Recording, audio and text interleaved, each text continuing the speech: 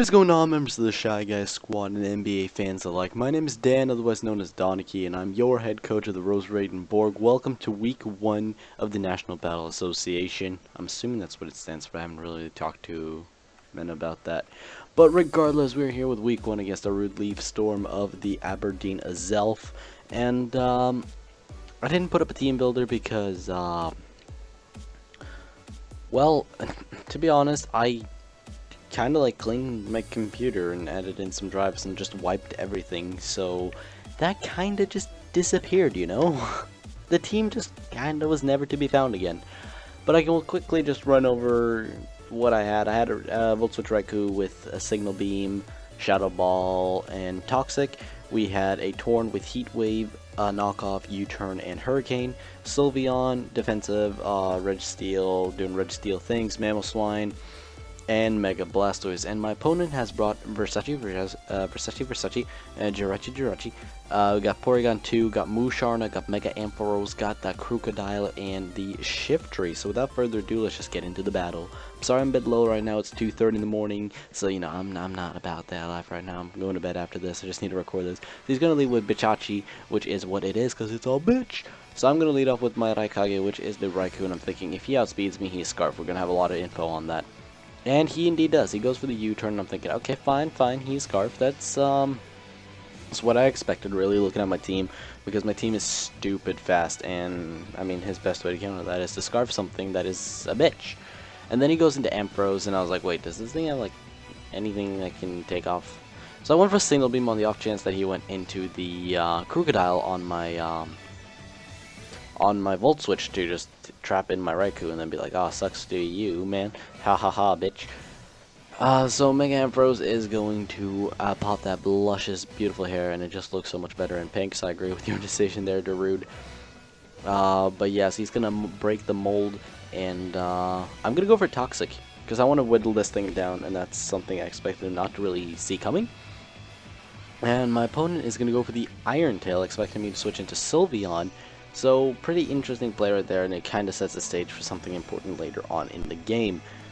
But yeah, so Ampharos goes for the Iron Tail. Pretty interesting play if I do say so myself. I was not quite sure what this thing wanted to do, but now he's going to withdraw his Ampharos right here and switch into Bichadile. And I did not think about it, so I went for Shadow Ball. I mean it's safe, pretty safe play. I kind of expect this thing to be Scarf Moxie as well, since we did not see Intimidate, and we don't see any sort of like leftovers or anything right here, so I kind of expect a Scarf Crook of some sort, and I think I swapped into Mamoswine right here. Alright, so I swap into Mamoswine as he goes for the Earthquake. I don't know exactly what I was expecting, but that did a lot of damage, and Crocodile is going to switch out again though. Into the Musharna, and I'm starting to get really warm in my room, Jesus Christ. And he gets forewarned about my Earthquake as I pull a double into my Tornadus. Chaser the Tornadus is here, the boy, and he's going to go for the knockoff on this Musharna to get rid of its item, as my opponent is going to go for the Calm Mind. So he's going to step up to +1, kind of scary right there, because Musharna +1, I'm not quite sure what this thing wants to do. I know it says a Trick Room, I know that's what it did back in Gen 5, and then Cresselia just kind of took its job. Because this thing was used back in Gen 5, wasn't it? Pretty sure it was. Yeah, I'm pretty sure Trick Room Musharna was a thing back in Gen 5. So I know it does that, so I'm just like, okay, I'm going to Sean because he's at +1, and this thing can't take my Dark Pulses for shit. So he's going to get that Moonlight recovery. So I see he has Calm Mind, Moonlight, and I'm assuming Trick Room still because it's a Musharna. So I'm thinking one attack Musharna maybe? One attack Musharna, is that a thing? So I'm going to pop that Mega Evolution, pop that Dark Pulse coming at you real quick, and that's going to do some good ass damage. And now my opponent is going to set up the Trick Room, and I'm like, okay, there's the Trick Room. Now, is he going to attack me this turn, or what's that? So he's going to go for another Moonlight and get that recovery going. I'm like, okay. I'm kind of starting to get a bit annoyed by this pink blob here. All it does is sleep. But yeah, I'm going to hit with another Dark Pulse. It's definitely in range of another one. And he goes for Baton Pass. So I was like, oh. Okay. And he goes back into Ampharos. So I'm thinking, alright. Alright, mate. I see you. I didn't expect Taunt Pass right there, but I should have looked more into Musharna. It was not really a mon I expected him to bring. But I mean, it worked out for him. So I'm going to switch out of Sean right here because I don't want to sack off my Mega Blastoise just yet. There's a lot of stuff that it can still do. So I'm going to my Registeel, and, you know, saw Iron Tail. Thought, yeah, sure, he probably has some physical moves. Goes for Thunderbolt, does a crap ton of damage. Think, yeah, I can take another one. That sounds like a good idea. He takes some toxic damage, I can take another, can get up my rocks, so it'll be fine. Goes for Focus Blast. Lands the Focus Blast. I mean, who does that? And now my Jirachi check is gone. Now the one thing on my team that stopped Jirachi from clicking Iron Head and Zen Headbutt on my team, or Heart Stamp, is gone. The one thing, the single one thing that deals with my opponent's team, like my opponent's biggest threat, is now dead. What do? But so Tornadus picks up the KO on the Mega Ampharos, though that is always nice. You know, just had Chaser come in there just to pick up the KO and just get out again. And then I could bait in whatever I wanted. So I went into Sylveon expecting him to, like, I wanted to bait him out into Jirachi. That was like my entire goal of going into Sylveon. Because Sylveon can take an Adamant Iron Head from a Jirachi. And then I could also go for Iron Head. Let's take it with Raikou and stuff. And just like, yeah, I can do stuff. So I'm going to Raikou as he goes for a Zen Headbutt. And I was like, oh, god damn it. That does too much damage, and now I'm not quite sure if I can take an Iron Head properly either. So, that is very unfortunate on my end, so I'm going to have to switch out my Raikou here, and I'm starting to feel my fatigue building on me. So I'm going to go into Sean, one of my bulkier mons on the team, and Jirachi's just going to go for another Zen Headbutt like it does. And he's going to withdraw because he ain't having none of that, even though he could probably flinch down my this thing as if it was nothing. He's going to trace my Mega Launcher with Porygon 2, and I'm just going to go for Dark Pulse because that's my best play, just to try to get down that fucking Jirachi, man. So Sean comes back. I'm thinking, fine, I can switch into Mamoswine. Mamoswine can take Tri-Attack from where it's at. Ain't nobody need to worry. And he's going to go for Recover, which is wonderful, because then ain't nobody got no worries in the world. And I think he's just gonna withdraw his Porygon because he don't want to take no unnecessary ass huge damage. So he's gonna sack off his Musharna right here. He's gonna be forewarned about my Earthquake again, so it's nice to know that, like, I might need to look into forewarn. I think it's the first slot, so you know like what the first slot is. But Musharna's gonna get knocked out to the knockoff, and now I'm in range of Tri-Attack as well, which is not good. And in comes Jirachi again, of course Jirachi comes in. He's going to go for the Zen. And I was like, eh. There's no point. Jirachi gets a kill every time he comes in now. So it's like, I can try and delay the inevitable, but regardless, it's just like, eh. So he's going to withdraw Jirachi right here and switch into the Chef Tree. That's what this thing is called. And there was a moment here that pissed me off, because I knock off its Life Orb. And I was like, okay, now I just need a U-turn and get out of here. He goes for a Sucker Punch, fair enough. And he gets a crit. I'm just like, okay. I mean, Torn's still alive, and it's still going to have HP on itself. It's going to be up around 50%, but I would have been a lot higher up. I would have been closer to 70% if I didn't take the crit, because then I would have been like at 40% or something like that. Prior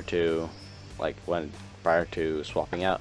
So once again, I want Jirachi to come in. I know I can take an Adamant Iron Head, and I am going to stay in, but you know, it's a Jirachi, so what's the point of even taking an Iron Head, because you just flinch anyways. So I was like, oh well, what's done is done. I know he's Adamant, at least that's information nice to have, but I digress. I swap into Raikou now because I know he's locked into Iron Head, so I can take that. I was thinking about clicking Signal Beam here. I may or may not have done it. I think I clicked Shadow Ball. Pretty sure I clicked Shadow Ball. Which is an unfortunate play on my part. No, I did click Signal Beam. Hey, look at me. I was good. I did good. So I click single beam and that does like 80%. Well, it's more so like 70% maybe, but that's still good damage though. And I was like, well, he's Scarf anyway, so he's gonna click knock off. He's gonna be Choice Scarf, and he's gonna take that Scarf Moxie. So I was like, damn it, I couldn't swap into Torn because that would have been too risky. I couldn't swap into Blastoise, in which case, like, if he got too much damage off. Excuse me, guys, I'm really tired. Oh, wait, I'm gonna go into Blastoise. He's gonna sack up his Bichadile, which now it would have been really lovely to have Raikou, but I couldn't risk swapping into Blastoise, especially not taking two neutral knockoffs either, because I would have taken out my Blastoise. So he's gonna go back into Jirachi, and I'm just like, okay, so I'm gonna sack this thing right now. Blastoise, you did a good job. You did a really good job, man. Blastoise goes down. So now it's Torn T versus Jirachi and Porygon 2. I would have had a lot more health. He goes for Zen Headbutt, and I'm just like, I'm gonna flinch anyway. It doesn't matter. I get the knockoff off. Jirachi no longer has a Scarf. I'm faster now. I go for Heat Wave. I connect the Heat Wave.